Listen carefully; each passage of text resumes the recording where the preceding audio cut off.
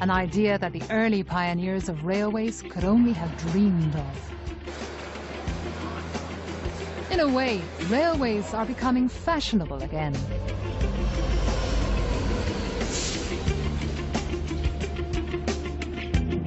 Over the next 3 weeks, this series will look at how, once upon a time, rail mania gripped the nation and enjoyed a golden age, followed by a long period of decline before being revived once again. This series will also look at how rail travel in Ireland can develop far into the future.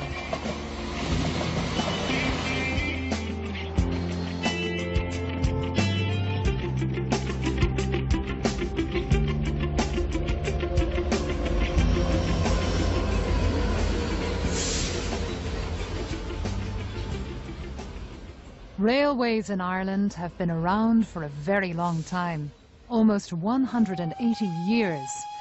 And when they first arrived, they brought Ireland to the forefront of technological change and played a major part in connecting the cities and remote towns right across the country. Historically, they came to be built after the era of the canals. And of course, they wiped out the traffic on the canals when the railways got established. At the time, roads were in a very primitive state across the country, so the railway could bring you to a location fast. Probably 40 miles an hour was an enormous speed in those days. It could also bring heavy goods to various localities, and it transformed the economy of Ireland.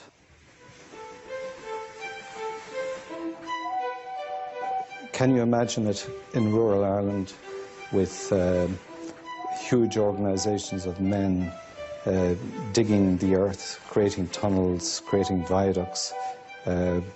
Just the very infrastructure itself was unimaginable across rural Ireland. And then the train puffing smoke and steam, and the noise, and travelling at an unimaginable speed. It must have been like, I don't know what, the Sputnik or the first airplanes. It must have been even more than that. Having once enjoyed a golden age, railways then entered a long period of decline and underinvestment. But today, a revival is being championed once again. I mean, we've had railways in Ireland since 1834, and that's a long, long time. Unfortunately, most of the network is gone. Certainly, the very extensive network that went tentacles stretching all over the country has been whittled down to just the main lines.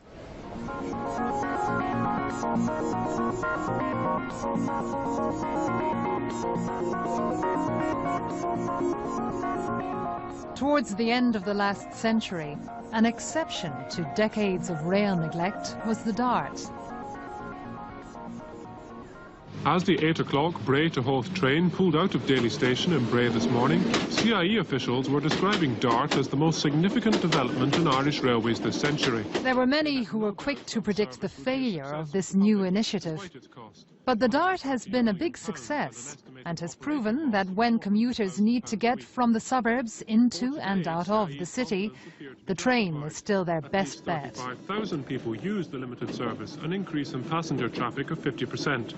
Because of that, 6 extra trains have been arranged for tomorrow morning. A spokesman said people were voting with their seats. Well, the Dart was very important, I think, in the Dublin context because it was the first electrified rail service that we've had. And in fact, it's still the only one. All of the mainline rail services are diesel. They used to be steam, of course, but that was a long time ago. So we have an electric railway line in the Dart, and that carries an awful lot of people into and out of Dublin every day.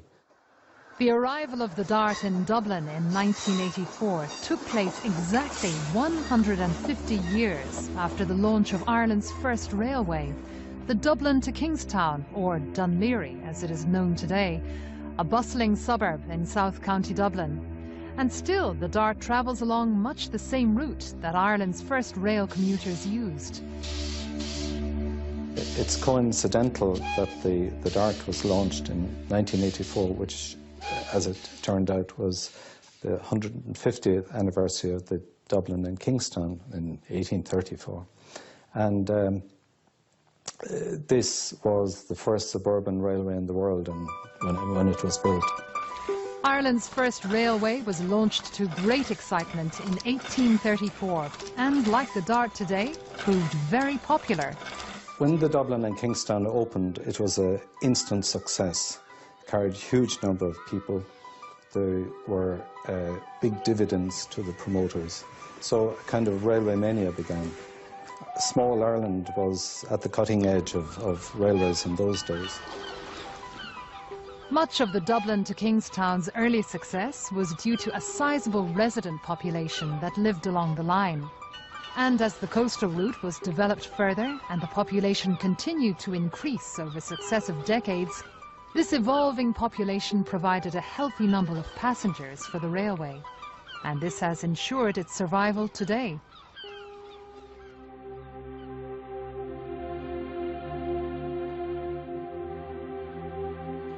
Following the success of Ireland's first railway, other new lines were developed.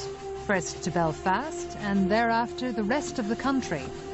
Investors decided that rail services should extend to where, at that time, most of the population lived, the far reaches of the country, west of Dublin. Kingsbridge was built as the terminus for the Great Southern Western Railway, with the ambition of extending railways to the entire southwest and west of the country.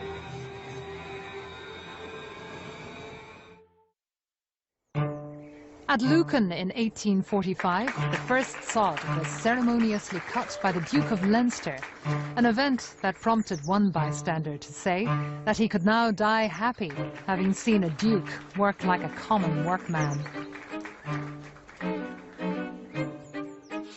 Thereafter, Ireland's railways began a journey out from Dublin to the rest of the country that was to have a profound effect on people and communities across the land. By the mid-1860s, Dublin was effectively connected to most cities and towns across the country.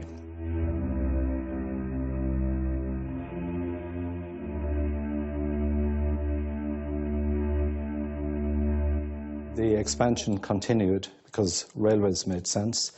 They brought people and goods with unimaginable speeds and relatively comfortably to their destination. The railways were an integral part of the then Irish economy, carrying people and goods all over the country.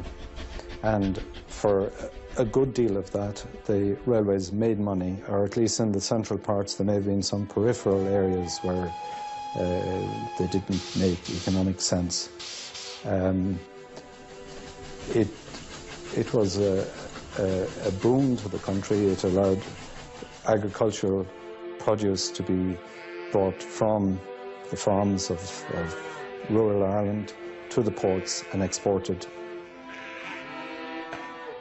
Having achieved its goal, railways were to cover Ireland from north to south and from east to west, so that by the end of the 19th century, most remote areas had access, and railways became an integral part of everyday life. It did its job very well. It delivered people, and it delivered goods and cattle and fowl and messages, etc., etc., etc. It was a vital community link along the west coast. Then it died when people stopped using it with the advent of the motor car. But the important thing is that a lot of the line had the idea of linking western towns still exists.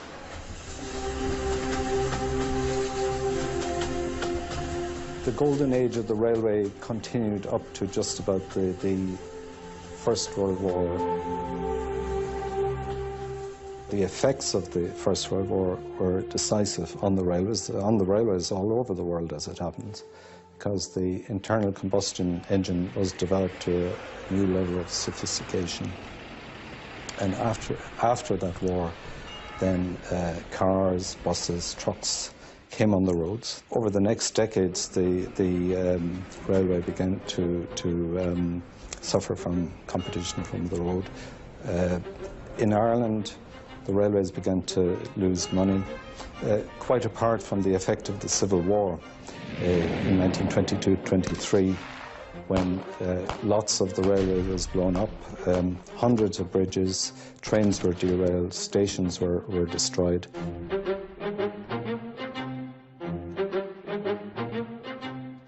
The rail system, ironing the land, was really a wonderful 19th century product of the Industrial Revolution. And to be able to deliver thousands of people in a straight line from A to B, it was quite revolutionary in its day. And the railways right across the developed world had a growth period until after the Second World War. The Second World War saw the mass development of the motor car. The golden age of the railway in Ireland was at its end. The new revolution in transport was to take hold and continued for several decades after the formation of CIE in 1945. People fell so in love with the motor car, they put pressure on governments, again through the political establishments, to build more and more roads, more and more spaghetti junctions, more and more autobahn, autostrada, right across the developed world. And people got very fond of their car. And in this small island, they got so fond of their motor car that they abandoned the railways. After the Second World War, I suppose, Ireland was in an economic backwater as well. And when CIE was formed, the government wanted it to reduce its losses, which plainly was not possible. And so the stasis continued, and the problems of little money being spent on the railway continued. In the late 1950s and early 1960s, renewed efforts were made to hold the rail network together. In the 1960s, you had quite some amusing marketing campaigns. You had the musical expresses, the singing hostesses, you had the Killarney specials, you had the shopping specials from the provinces to Dublin. The railways got a little bit of revival because they were in tune with the times, and they began to reach out to their customers with some success. Good morning, everybody, and welcome to the radio train to Killarney. Lord Conor Jassy here to welcome you aboard, to tell you something about our trip and the country through which we'll pass. We pass through verdant countryside. We see a country with 40 By the late 1990s, the love affair with a car had turned sour. Congestion in cities and towns across the country brought transport issues to the forefront of national debate and put public transport concerns back on the map.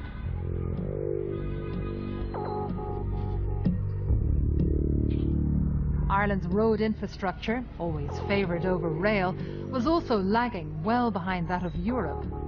More and more people looked for alternatives, and the car, once the most serious threat to rail travel, looked like it was putting railways back on track.